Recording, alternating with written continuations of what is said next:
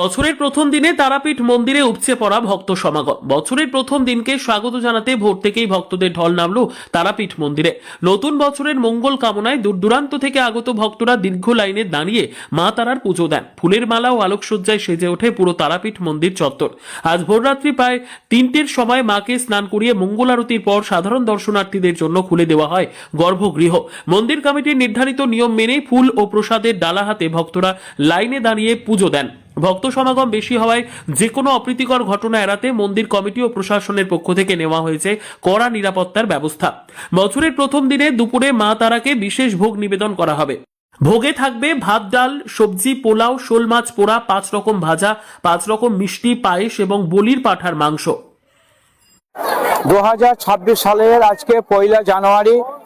এই 1 জানুয়ারি ইংরেজি বৎসরের প্রথম দিন যারা পালন করে থাকেন তারা আজকে মায়ের মন্দিরে ভিড় করেছেন।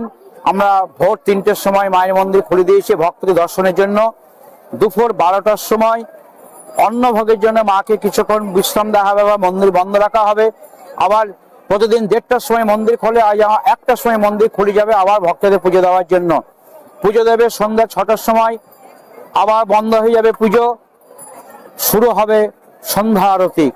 সন্ধ্যা আরতির পর মায়ের শীতল ভোগ হবে। শীতল ভোগ হয়ে যাওয়ার পর আবার ভক্তদের জন্য খুলে দেওয়া হবে। আজকে যেহেতু একটা বিশেষ দিন, এই জন্য মায়ের যে বিশেষ অন্নভোগ আজকে আমরা ব্যবস্থা করেছি, তাতে থাকবে পোলাও, সাদা অন্ন, খিচুড়ি এবং বলিদানের মাংস, চাটনি, পায়েস, মিষ্টি, 5 রকম ভাজা। এই দিয়ে মাকে আজকে দুপুরে অন্নভোগ নিবেদন করা হবে। সন্ধ্যায় শীতলে দেওয়া হবে। যতক্ষণ ভক্ত মায়ের মন্দিরে গর্ভগৃহে প্রবেশ না করতে পারছে, পুজো না দিতে পারছে, ততক্ষণ রাত্রি 1টা হলেও আমরা আজ মন্দির খুলে রাখবো, যাতে আজ বিশেষ দিনে সবাই মায়ের কাছে একটু প্রার্থনা করতে পারে সারা বছর, যাতে তাদের ভালো যায়।